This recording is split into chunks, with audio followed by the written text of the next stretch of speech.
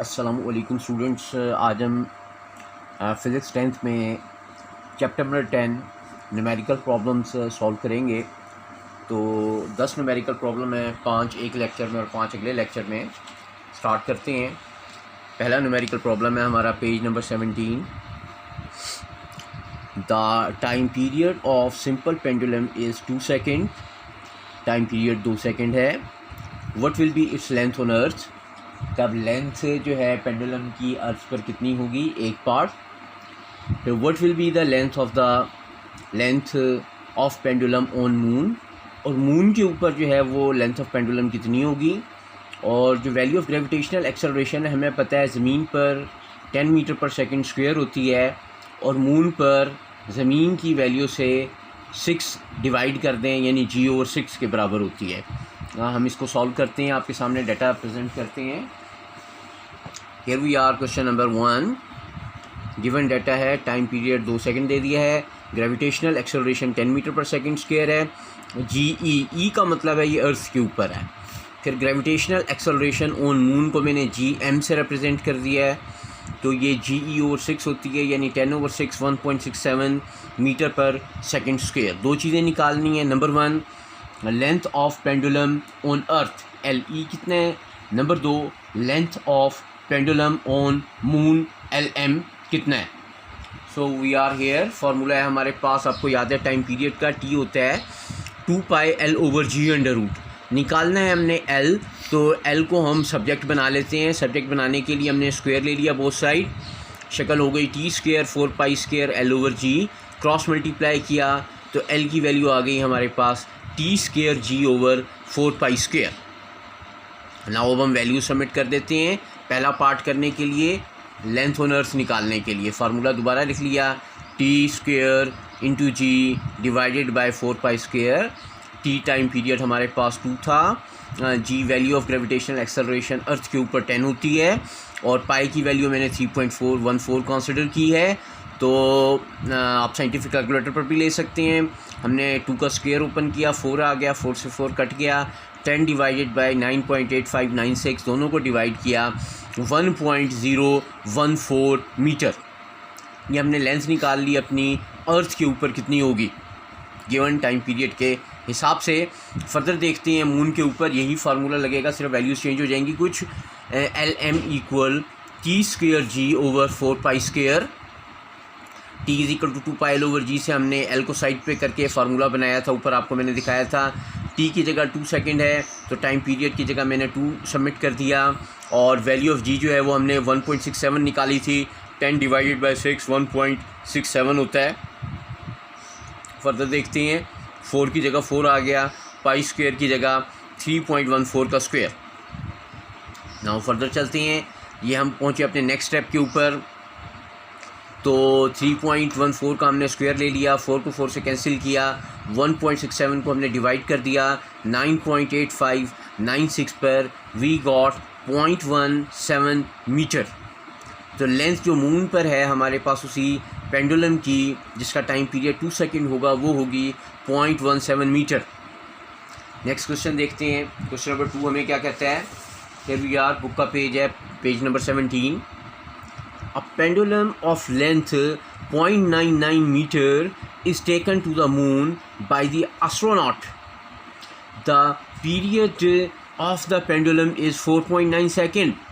What is the value of G on the surface of moon?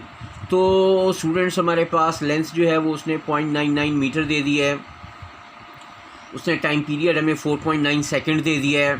कहता है जी के value of G moon के ऊपर कितनी होगी। फिर टाइम पीरियड का हम फार्मूला लगाएंगे, T = 2πL/g पहले चलते हैं अपने डाटा की तरफ। डाटा उसने हमें क्या क्या प्रेजेंट किया है अभी मैंने आपको ओरली बताया, रिटर्न दिखा देता हूँ। Length of pendulum on moon 0.99 metre length दे दी है। Time period of pendulum on moon 4.9 second दे दिया है, टाइम पीरियड हो गया। फाइंड क्या करना है, ग्रेविटेशनल एक्सेलरेशन GM, मून के लिए मैंने M लिख दिया है, अननोन है, फाइंड करेंगे। फार्मूला वी नो, T होता है 2πL/g √। तो अभी हमने G की वैल्यू निकालनी है, तो पहले मैंने सब्जेक्ट बना लिया है, डायरेक्ट अगर पुट करते हैं तब भी आंसर आ जाता है। सब्जेक्ट बनाने के लिए जी को बाहर निकालने के लिए पहले स्क्वायर ले लिया, शक्ल हो गई, स्क्वायर से स्क्वायर रूट कट गया, T square equal 4 square L over G को क्रॉस मल्टीप्लाई करके ऊपर ले गया, टी स्क्वायर इधर नीचे आ गया, शक्ल हो गई 4 square L over T square. So इस जी की वैल्यू को हम वैल्यू सबमिट कर देते हैं। 4 की जगह 4, पाई की जगह 3.14 का स्क्वायर, एल की जगह 0.99 मीटर, टाइम पीरियड की जगह 4.9 सेकेंड। अब हम स्क्वेयर्स कर लेते हैं। 4.9 का स्क्वायर 24.01, 3.14 का स्क्वायर 9.8596, तीनों को मल्टीप्लाई करें और 24.01 पर डिवाइड करेंगे, 1.626 मीटर पर सेकेंड स्क्वायर। राउंड ऑफ कर लेंगे, 2 के बाद 6 है, हाफ से ज़्यादा है, इट विल बिकम 1.63 मीटर पर सेकेंड स्क्वायर। तो सेम फार्मूला इस्तेमाल हुआ, T is equal to 2 pi L over G. Third question देखते हैं, उसमें हमें क्या डाटा दे रहा है, क्या फार्मूला लगेगा। We are coming on our book page number 18, here we are 10.3 find the time period of the simple pendulum of 1 metre length. उसने हमें बता दिया है जी पेंडुलम की लेंथ 1 मीटर है, place on the earth and on the moon. The value of the G on the surface of the moon is 1/6 to its value on earth. ये हमें मालूम है ग्रेविटेशनल एक्सेलरेशन जो है मून के ऊपर ज़मीन की ग्रेविटेशनल एक्सेलरेशन डिवाइडेड बाय 6 के बराबर होती है। सो दो चीज़ें हमने फाइंड करनी है, हमने इधर टाइम पीरियड निकालना है, मून के ऊपर कितने हैं, टाइम पीरियड निकालना है, अर्थ के ऊपर कितने हैं, और देखते हैं given data. Here we are question number 3। Length of simple pendulum उसने हमें बता दिया 1 मीटर है। Value of G on earth 10 metre पर second square. Value of G on moon g/6 यानी 10/6 1.67 मीटर पर second square. Actually basic G की वैल्यू 9.8 होती है, लेकिन यहाँ 9/10 में हम लोग जो है इसे 10 ही कंसिडर करेंगे। सो 10/6 इक्वल 1.67 मीटर पर second square. Time period on earth हमने निकालना है, टाइम पीरियड ऑन मून हमने निकालना है। फार्मूला होता है T equal 2 pi L over जी।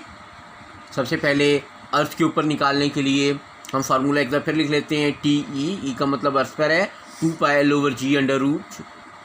वैल्यू सबमिट की, एल की जगह 1, जी की जगह 10, बाकी कांस्टेंट है, पाई की जगह 3.14।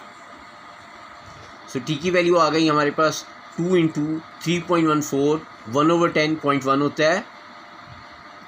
0.1 का स्क्वायर रूट ले लिया 0.316, यहाँ दोनों को मल्टीप्लाई कर लिया 6.28, दोनों को मल्टीप्लाई किया 1.985, और 1.985 को हम राउंड ऑफ करके लिख लेंगे 2 second. So time period is on earth is equal to 2 second. Further चलते हैं, हमें बी पार्ट में क्या कहता है, टाइम पीरियड ही निकालना है इस दफ़ा, और हमने मून पर निकालना है। ज़ाहिर सेम फार्मूला रहेगा, T equal 2 pi L over G under root. T की वैल्यू निकालनी है, एल की वैल्यू 1 है, जी की वैल्यू 1.67 है।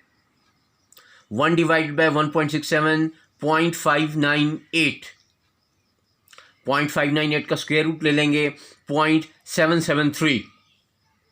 2 को पाई से मल्टीप्लाई किया 6.28, 6.28 को 0.773 से मल्टीप्लाई किया 4.856, 4.856। सो ये हमारे पास 4.9856 है, यहाँ पर इसको हम कर देते हैं 4.98 था, 4.9856, तो हमने इसे राउंड ऑफ कर दिया, ये हो गया 4.9 सेकेंड। तो ये आप मल्टीप्लाई करके देख लेंगे, आंसर आपके पास आ जाएगा। दोनों टाइम पीरियड हमने निकाल लिए, अर्थ के ऊपर 2 सेकेंड था और मून के ऊपर 4.9 सेकेंड था। नेक्स्ट चलते हैं क्वेश्चन नंबर 4। तो स्टूडेंट्स आपको बता दूं, क्वेश्चन नंबर 4 जो है वो हमारे पास क्वेश्चन नंबर 1 से आइडेंटिकल है। तो आपने ये जो मैं दिखाता हूँ आपको, क्वेश्चन नंबर 1 का ए पार्ट हमने किया था, come here on second page, ये आपको ए नज़र आ रहा है, यहाँ से लेकर और ये जो हमने आंसर निकाला हुआ है 1.014 मीटर। आइडेंटिकल क्वेश्चन है तो इसको मैं दोबारा नहीं करवा रहा, आप 1 का ए पार्ट दोबारा कर लीजिएगा वहीं से। सेम डाटा है, सेम सोल्यूशन है। क्वेश्चन नंबर 5 देखते हैं हमें क्या कह रहा है। Here we are, question number 5।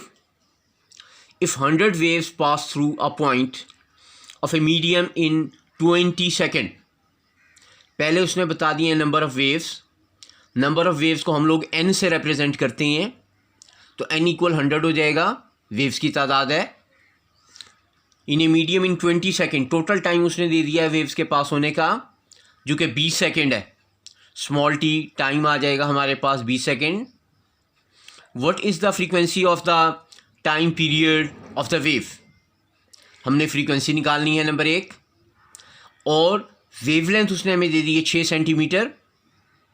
हमने वेव स्पीड भी निकालनी है, यानी कि वी भी फाइंड करनी है। चलते हैं ज़रा अपने डाटा को एक दफ़ा रिटन फॉर्म में देख लेते हैं। ओरली तो हमने देख लिया। नंबर ऑफ़ वेव्स उसने दे दिए हैं, नंबर ऑफ़ वेव्स को n से रिप्रेजेंट करेंगे आप लोग, 100 है। टाइम फॉर द 100 वेव्स, जो वेव्स के पास होने में टोटल टाइम इस्तेमाल हुआ है वो है 20 सेकेंड। आपने नोट किया मैंने स्मॉल टी लिखा हुआ है। स्मॉल टी टाइम को रिप्रेजेंट करता है और कैपिटल टी टाइम पीरियड को रिप्रेजेंट करता है। वेवलेंथ लैम्डा मेरे पास उसने दे दिए 6 सेंटीमीटर। डिवाइड 100 कर देते हैं to convert it into metres, it will become 0.06 metre. So आगे चलते हैं। हमने फाइंड क्या क्या करना था। फ्रीक्वेंसी एफ़ निकालनी थी, टाइम पीरियड टी निकालना था, स्पीड ऑफ वेव्स वी निकालना था। सबसे पहले फ्रीक्वेंसी की बात करते हैं। Total number of waves divided by total time, यानी कि n/t। टोटल वेव्स 100 थी, टोटल टाइम 20 है, दोनों को डिवाइड किया, 5 हर्ट्ज़ आ गया, यानी 1 सेकेंड में 5 वेव्स पास कर रही हैं।